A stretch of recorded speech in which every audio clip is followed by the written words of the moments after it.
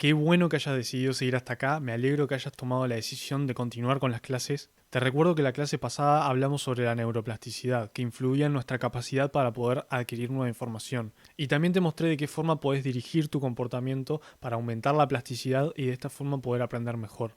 En la clase de hoy, como te había comentado antes, vamos a hablar sobre la memoria. Es decir, vamos a entender a fondo de qué forma funciona la memoria, qué cosas recuerda mejor, qué cosas se olvida y qué cosas el cerebro procesa con mayor facilidad para poder aprovechar esas capacidades. Te recuerdo que estamos en la clase 2 y que hasta ahora vos lo que deberías saber es de qué manera, en qué estado ponerte cuando necesitas estudiar, qué postura tiene que tener uno, qué estados mentales, qué comportamientos para poder estudiar de forma eficiente. La diferencia con la clase de hoy es que hoy vamos a ver de qué manera procesar la información, cómo transformarla, visualizarla para que sea más accesible a nuestro cerebro y la recuerde mejor.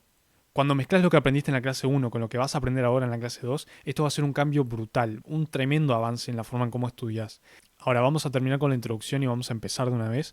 Como te dije ayer, para mí el cerebro podemos pensarlo como si fuera un Tetris, porque es una máquina que es capaz de adaptarse a su ambiente, a los cambios que pasan en su entorno, y logra adaptarse a partir de asociaciones entre diferentes cosas, diferentes estímulos. Estas asociaciones son lo que permiten generar la memoria. La memoria no es como una caja, no es un lugar particular donde se va almacenando nueva información, no se va apilando, sino que se van conectando diferentes cosas para generar algo nuevo. Y algo muy importante a tener en cuenta es que uno no puede dar saltos enormes en cuanto al aprendizaje. El aprendizaje va subiendo en capas. Por esta misma razón de que el cerebro acumula nueva información generando conexiones, es necesario primero tener los diferentes elementos que uno va a conectar para generar este nuevo conocimiento. Y esto se aplica básicamente a todo, porque uno, por ejemplo, si lo llevamos al arte, uno no puede dibujar un rostro a la perfección sin primero dominar bien la técnica con la mano, hacer bien otras formas más simples, dibujar círculos, líneas, etcétera. Uno primero tiene que dominar bien los micromovimientos, los más básicos, para poder luego aprender a hacer cosas más complejas. Pero bien, hasta ahora no he dicho cuál es la definición de memoria, de qué es lo que estamos hablando. Y en los libros vas a poder encontrar que se dice que la memoria es el proceso a través del cual el cerebro codifica la información, la almacena y luego es capaz de recuperarla para poder utilizarla. Este proceso lo que nos permite es poder aprender nueva información y generar un mapa de nuestro mundo para poder comprenderlo y para poder manejarnos en este mundo, y aunque hayan cambios podemos adaptarnos a él gracias a la memoria. Y por eso creo que es tan importante entender cómo funciona este proceso, porque hay cambios todo el tiempo en el mundo y tenemos que saber adaptarnos a estos cambios. Y cuando uno conoce el proceso por el cual el cerebro adquiere información, cómo funciona la memoria, uno puede acelerar este proceso y al mismo tiempo tener seguridad de que uno está aprendiendo, que no está perdiendo el tiempo y que en el momento de aplicar la información lo va a poder hacer. Básicamente tenemos dos tipos de memoria que se llaman de corto plazo, también de trabajo se le puede decir, o memoria de largo plazo. La memoria de corto plazo o de trabajo funciona para almacenar pequeñas cantidades de información durante cortos periodos de tiempo. No es necesariamente información que queramos recordar de acá a 10 años, 5 meses, una semana, sino que es simplemente información que necesitamos ahora. Por ejemplo, la memoria de corto plazo es lo que nos permite mantener una conversación. Sin ella no podríamos hacerlo porque no tendríamos presente la información que queremos transmitir en nuestra memoria. Es lo que de cierta forma nos permite traer información a nuestra conciencia, mantenerla ahí, digamos que flotando por un tiempo para poder luego olvidarla una vez que la hayamos transmitido, o posteriormente podríamos pasar a la memoria de largo plazo. La memoria de largo plazo ya es algo que dura más de una semana, un mes, años o durante toda la vida incluso. No hay una definición clara que diga a partir de qué momento empieza a ser memoria de largo plazo, pero digamos que es a partir de unos ciertos días que se considera memoria de largo plazo. Una diferencia muy importante entre estas dos es que la memoria de corto plazo es limitada, solamente podemos mantener aproximadamente unos 7 ítems de información simultáneamente. Eso es lo que nos permite, por ejemplo, recordar un número de teléfono o recordar una serie de objetos en orden en una lista, o por ejemplo recordar indicaciones, pero lo bueno es que con técnicas de memoria se puede aumentar este número considerablemente, a tal punto de que existen competencias de memoria donde la gente trata de recordar un mazo de cartas de 52 cartas en un minuto o en menos. Memorizar una serie de 1000 números en orden, creo que en menos de una hora me parece, es algo totalmente impensado, pero cuando uno entiende de qué manera funciona su memoria puede crear estos trucos donde puede hackear a su memoria y lograr estas cosas increíbles. Y son estas algunas de las técnicas que te voy a enseñar, que voy a traer del mundo de la competencia de la memoria hacia el aprendizaje, pero te recuerdo que estas no son técnicas para recordar información a largo plazo, sino que es para el corto plazo. Así que es muy importante que no te pierdas la cuarta clase porque va a ser fundamental para que entiendas cómo realmente aprender y recordar las cosas a largo plazo. Y para entender un poco mejor cómo funciona la memoria de corto plazo, vamos a ver un ejemplo de una persona con una capacidad increíble de memoria, que fue Solomon Chereshevsky, creo que se pronuncia así, que tuvo una condición que se llamó hipermnesia, que es una condición en la cual le permitía recordar prácticamente todo, pero al mismo tiempo no le permitía olvidar las cosas. Por lo tanto, él reportaba que muchas veces sentía una confusión tremenda para mantener una conversación totalmente normal, tranquila, porque se sentía abrumado de la cantidad de información que estaba recorriendo su cabeza. Entonces creo que nadie tendría envidia de él porque sería muy difícil llevar una vida normal con este tipo de condición. Entonces una vez le preguntaron de qué manera lo hacía, cómo era capaz de recordar tanta información. Él era capaz de recordar series de números muy largos sin ningún problema y sin usar ningún tipo de técnica de memoria.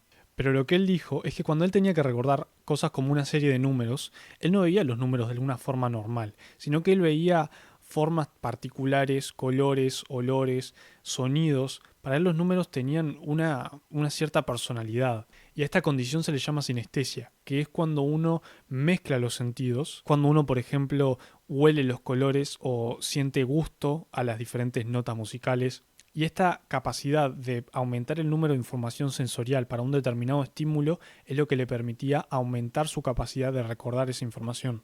Y de hecho esto tiene mucho sentido porque, como te dije antes, la memoria funciona como una red donde varios conceptos se mezclan para formar algo nuevo y por lo tanto, cuantos más sentidos están involucrados en un determinado tipo de información, hay más caminos que llegan a ese concepto y se nos hace más fácil recuperar esa información.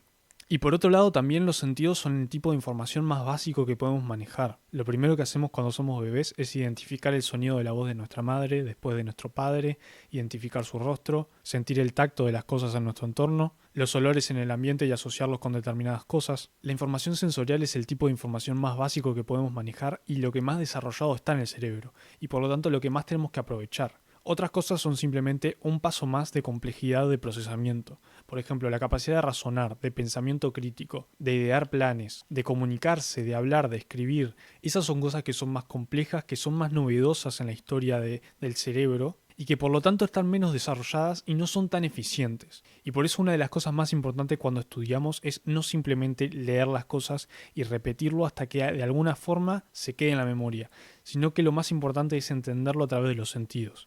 Y con esto me refiero a que cuando alguien nos está explicando, cuando estamos leyendo algo, intentemos visualizar lo máximo que podamos, con todos los sentidos posibles, que nos imaginemos, no importa cómo, estando ahí, aplicando el material, viendo cómo podríamos usarlo en nuestro futuro, en nuestra carrera, de qué manera afecta diferentes cosas, pero tratando siempre de transformar todo lo más similar a la realidad posible, de tratar de involucrarnos siempre lo máximo posible, de tratar de sentir que estamos ahí. Si estás estudiando leyes, capaz que lo mejor sería imaginarte aplicando esas situaciones en diferentes contextos, creando historias, situaciones imaginarias para poder recordarlas mejor, y no simplemente estar leyendo y tratar de recordar las palabras, sino la imagen que quieren transmitir.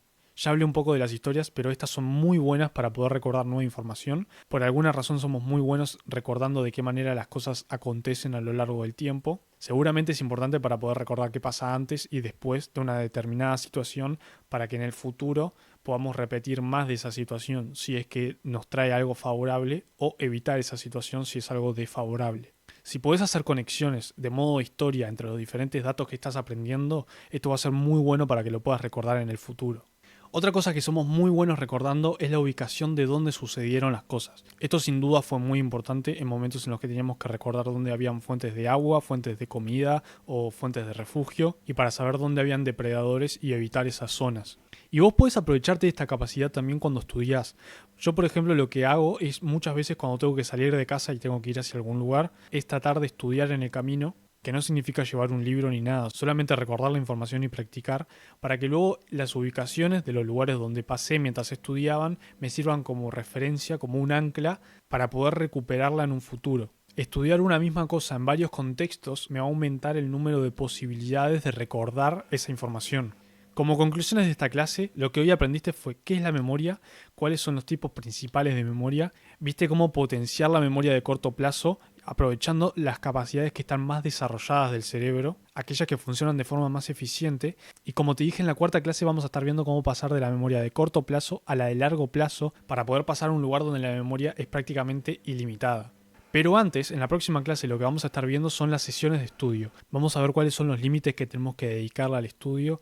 Vamos a ver cómo aprovechar al máximo los recursos que tenemos que nos permiten, como te dije en la clase pasada, tener mayor alerta, concentración y motivación. Porque acordate que estos recursos no son infinitos, estos se acaban y tenemos que ver de qué forma reponerlos. Y lo que vamos a hacer la clase que viene es ver de qué forma poder mantener un estado constante de alerta, motivación y concentración.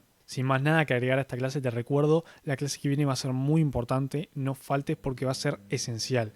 Así que te espero en la próxima clase.